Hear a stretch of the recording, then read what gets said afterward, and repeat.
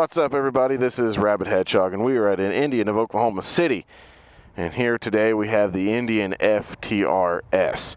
So the FTR-S is going to have the Brembo braking setup, the upgraded suspension that has the rebound adjustability control on both sides, and of course it's going to have tilt-sensitive traction control and the tilt-sensitive ABS systems and all that fun stuff, as well as the touchscreen. So this is the updated model or upgraded model from the base.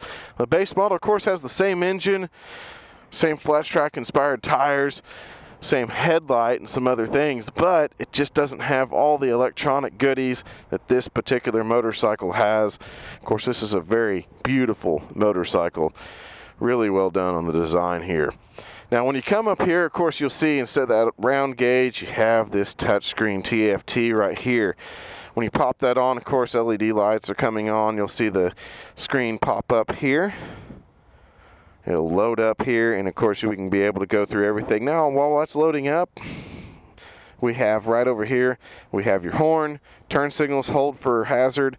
This is going to be going to your information and settings screen by pressing in on that. Pressing in on this one. This will actually be your thumbstick to go through and check it out. You'll see side stand and traction control systems are ready to come on. Here's your back button to go back to that. Cruise control, of course, and of course flash to pass or turn on. And this is your system control. So as you can see here, you can actually access this while you ride as well. You'll see speed is still down here as well. I'll probably mention that here in the ride, because I'm going to forget, because I'm good at that. Anyway, but you can see rain mode, sport mode, standard mode. Of course, right now we're in standard. We'll test all those modes out here as well. You can pair your phone with it.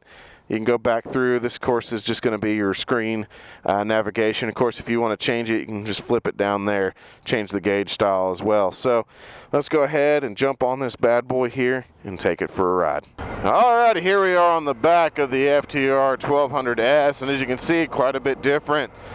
Looking down there. Now, we've been through the controls and everything and how this bike truly works, but it is stuff that you can do on the fly as well through all the touch screens and all the navigation buttons and everything that's around it.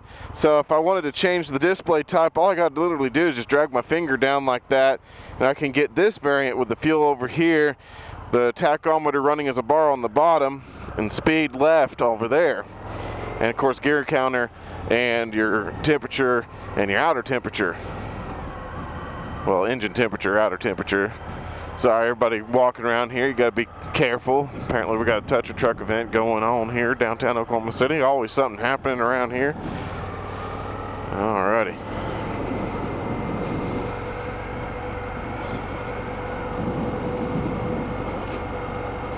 Now, whenever you press the back key here, it basically takes you to this home screen.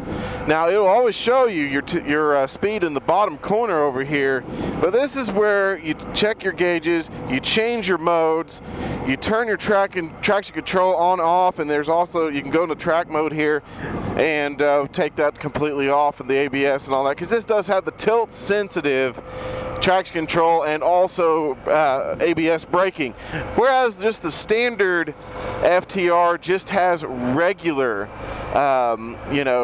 ABS braking, but no traction control system whatsoever, no wheelie mitigation, no nothing. This bike is the one that has it. And as you can see, this bike turns very cleanly, got plenty of lean angle left over. Now this bike here doesn't actually sound incredibly loud, but you got to remember that when it comes to stuff like this, it's going to release with emissions and sound from the government. They can't sell it without the baffles out, and it's not going to have an incredibly loud noise. Alright, so let's take this baby out for a ride. So right now I've got the screen in this mode here. I don't know why, I just like the bar graph, I guess, right now. A little bit more simplistic to look at. As you can see, just like its base counterpart, of course, there's no difference on these motorcycles here in terms of power. The only one that's actually different is going to be the Race S replica. And the replica has a slightly different tuned ECU. So this is just the S variant, FTR1200S.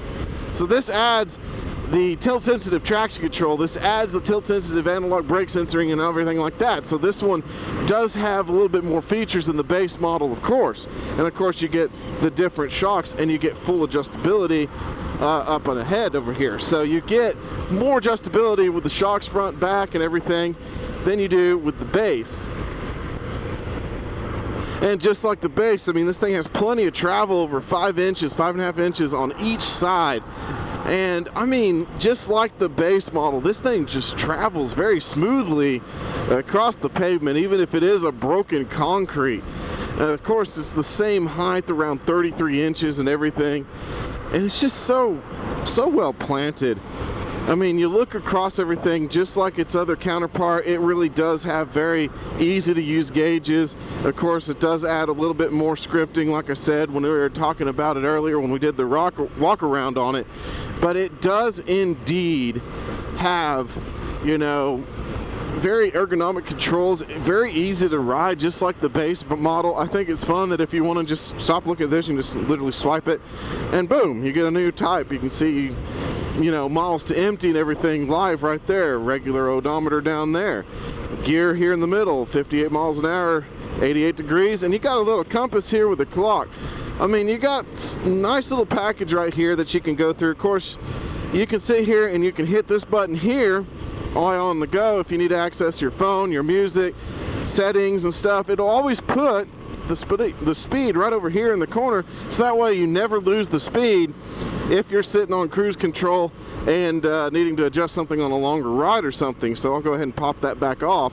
Cruise control is just like the base model. You'll see now that instead of a light, it'll show the little on icon right there. Now that's not set, it just means I turned it on. Now when I hit the button, it will go to the set, and now we actually do have cruise control fully set and ready to go. So you don't have to have your right hand pulling on it anymore. It's just such an easy operation of everything. I mean, it's on the left thumb, so you don't have to take your hand off of it, move it around and all that fun stuff. It's just real easy to do.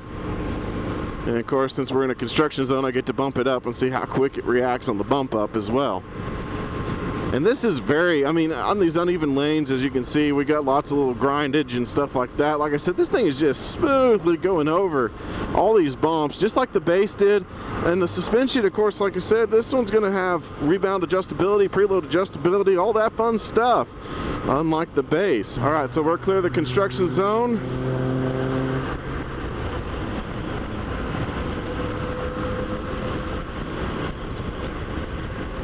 And I got it to go there, so it does take a second to respond. Kind of like my MGXs, but you know, it's not a big deal. I'd rather just twist the throttle and go anyway. That's what I normally do, is just unset it and then reset at the newer, higher speed, make it a little bit better. Man, this bike is just such an easy rider. I love the base model. This one is, I mean, the improved suspension. I mean, it's just a little bit more suspension components, a little bit higher end, and I mean, you could actually tell it's just going through everything a lot more compliant, very smooth. Once again, the engine's very smooth on this particular machine as well. Flip back over here and we'll kind of go through here. So this one here, as you can see, this one is a little bit more orientated toward the track because you got their temperatures and your gear counter a little bit more prominent. Fuel gauge over on this side here, and like I said, you get to see your temperatures instead of like you know, compass and all that fun stuff. So zoop, just do that right there.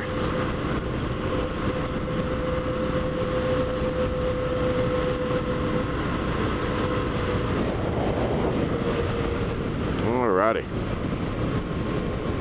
So right now, as we approach this, I'm going to go ahead and go through compression braking cycle. So well, no, we're going to get a green line. I'll still compression brake it down though.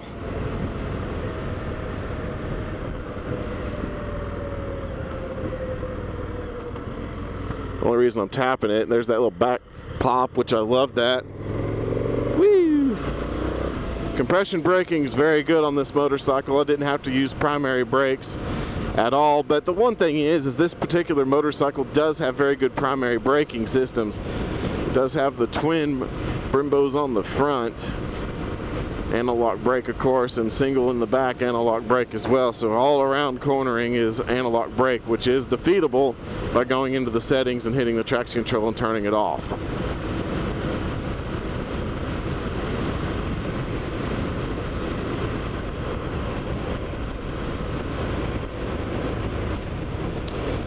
Now if I was to pop this button over here, let's say we go into rain mode here. There we go.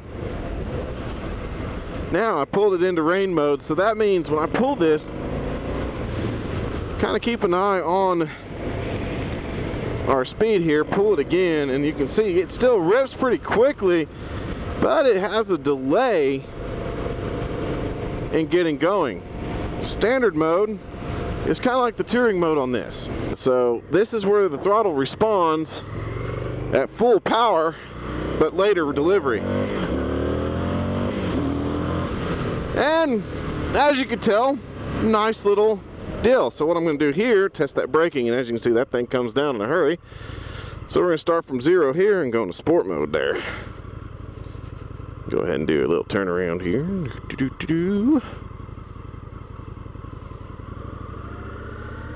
Very easy motorcycle to turn around. Very good deal there. So now we're in the sport mode, and this means everything is right off the handlebar.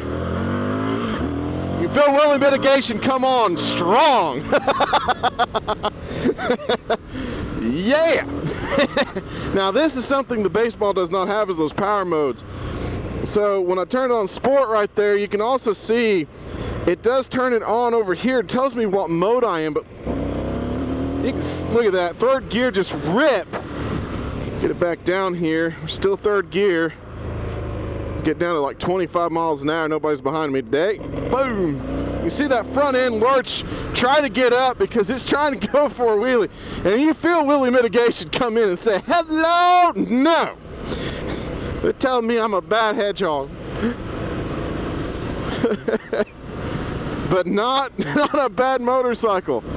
I mean, like I said, we got this unfortunate problem with flat roads around here, but whenever you do find some corners, this is a canyon carving motorcycle, and it's a wonderful machine. So yes, it is depressing to see a ton of you know, these kind of roads that are just flat and no curves whatsoever. But like I said, we at least got the broken road part, so you can test suspension, and the suspension on this bike is phenomenal. I'm still in sport mode. I'm just playing with that.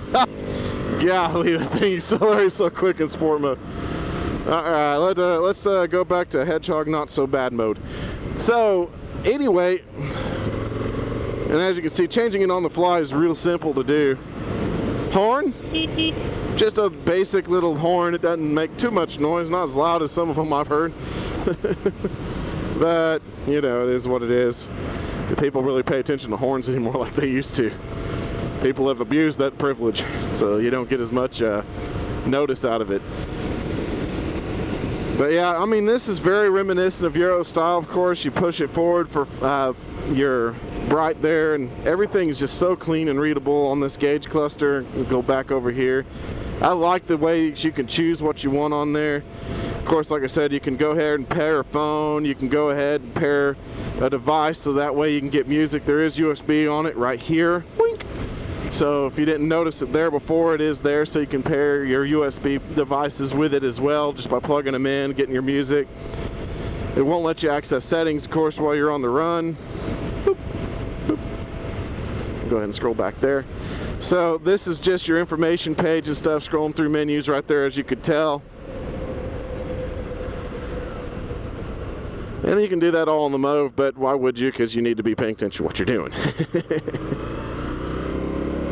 Alrighty, let's go ahead, and I'm in standard mode now.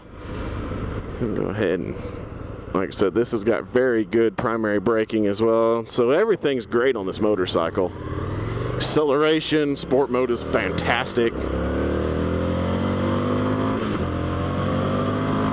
can still feel wheelie mitigation trying to come in there.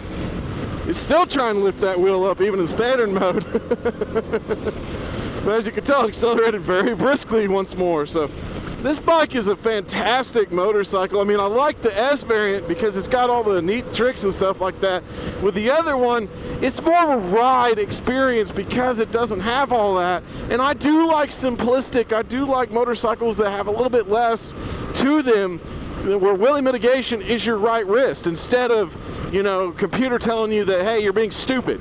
But, you know, it's not a bad thing to have that system in place. New riders coming into the sport, not knowing how to mitigate, not knowing how to land and wheelie and all that, it's better for them to have something that tells them, hey, no, not a good idea, bad, you know, kind of thing. So I have to say that wheelie mitigation is not a bad thing to have on there. Traction control is not a bad thing to have on there.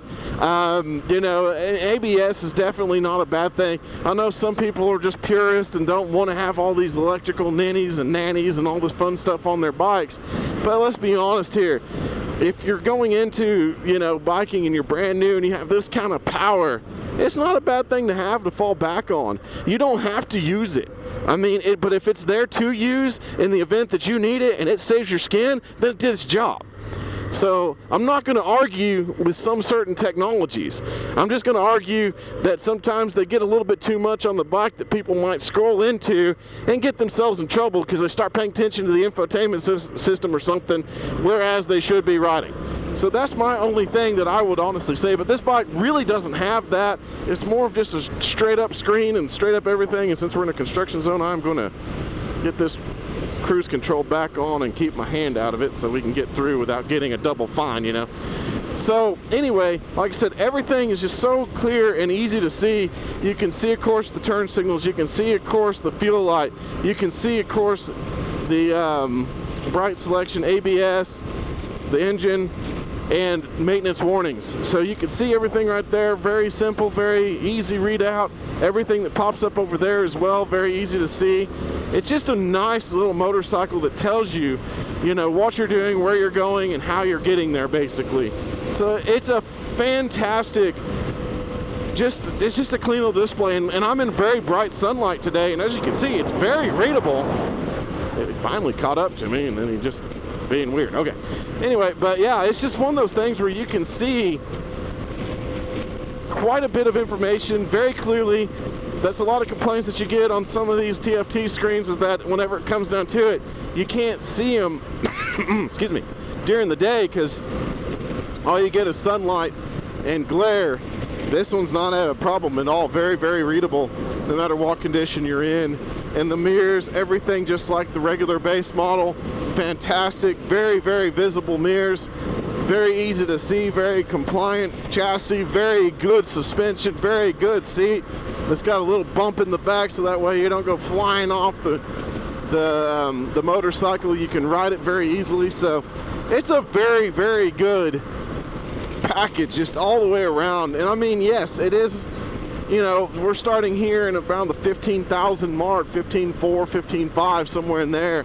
So yeah, is it a little bit expensive? It is, but it at least has technology and other things surrounding it that help to confirm why. You know, it's not just a basic motorcycle. You do get cruise control, you do get traction control, you get tilt sensitive, you get tracks type stuff on a motorcycle for the street. And that, you know, that does help the price. It does help, you know, help with reasoning as to why this is so expensive, but it's also so well put together as well, and it rides amazingly. I mean, the engineering that went into this bike is phenomenal. And this bike is just such a pleasure and ease to ride